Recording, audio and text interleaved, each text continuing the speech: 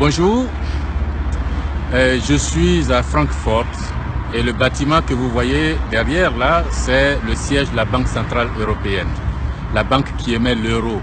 L'euro, monnaie à laquelle se trouve arrimé le franc CFA.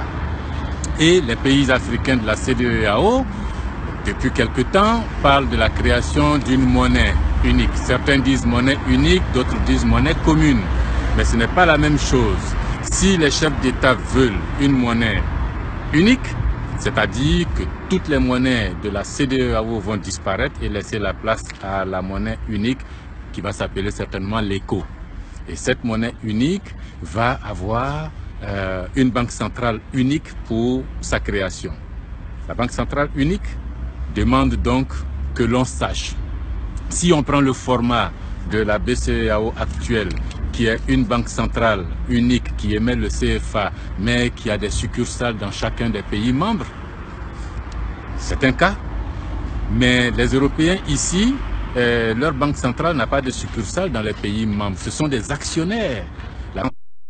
La Banque centrale de Belgique, la Banque centrale d'Allemagne, etc.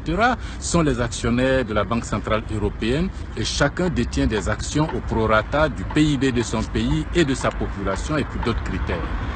Si les Africains veulent une banque centrale et une monnaie unique, la CEDEAO, une monnaie unique, alors qu'on commence par nous présenter un document de stratégie globale de création de cette monnaie unique. Cette stratégie globale va nous dire quoi? On part d'où et on veut arriver où? Cela va se faire sur combien d'années? Qui va faire quoi dans le processus et ça va se faire comment? Ça, c'est le document de stratégie. Ça va rendre crédible le processus et les comptes rendus des sommets des chefs d'État. Deuxièmement, une fois qu'on a le document de stratégie, il est bon que quand plusieurs pays se mettent ensemble pour créer une monnaie unique, il est bon que ces pays aient naturellement ce que l'on va appeler une union monétaire. Une union monétaire. L'union monétaire entre plusieurs pays se crée par traité. Et les pays, le sommet des chefs d'État va adopter ce traité qui va ensuite être ratifié par les différents pays, soit par les parlements, soit par référendum. Mais avant que le sommet des chefs d'État ne ratifie, il faut qu'une commission, un groupe d'experts, un comité politique rédige ce traité. Ensuite adopté et ratifié.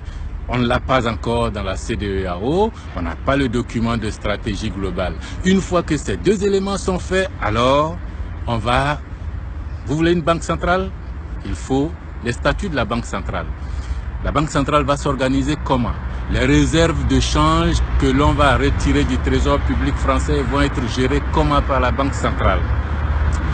La parité va se fixer comment par rapport au yuan chinois, au yen japonais, au dollar américain, à l'euro des Européens? Cette parité va se fixer comment? Et comment l'actionnariat va se définir?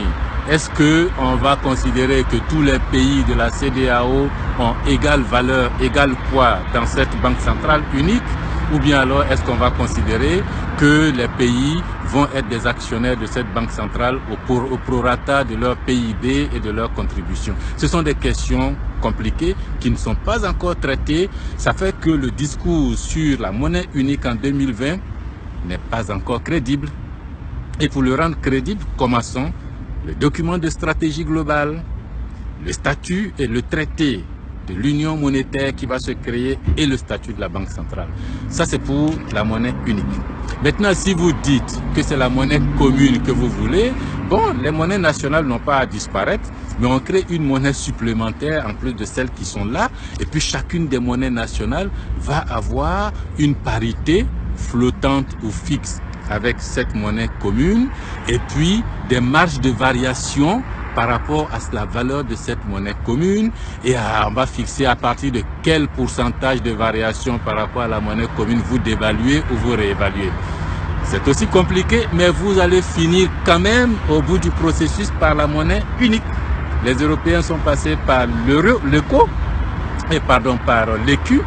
Et puis, ils ont fait ça pendant longtemps, après des dévaluations du franc français, etc. Ils ont fini par arriver à la monnaie unique. Pourquoi ne pas aller à la monnaie unique directement? Mais il faut préciser aux gens que monnaie unique et monnaie commune, c'est deux choses différentes. Et dans tous les cas, qu'elle soit commune ou unique, le document de stratégie globale, le traité de l'union monétaire et le statut de la Banque centrale sont absolument nécessaires. Voilà ce que ce bâtiment derrière nous enseigne. Je pense que c'est un débat important, crucial pour chacun d'entre nous, l'intégration économique sous-régionale. Si vous pensez que c'est important, likez et puis bien entendu partagez et continuez nos débats. Il faut oser, n'ayez pas peur de ces questions-là. Le monde avance, il faut que les Africains avancent avec. Osez, c'est votre avenir. Je vous remercie depuis Francfort. Ciao.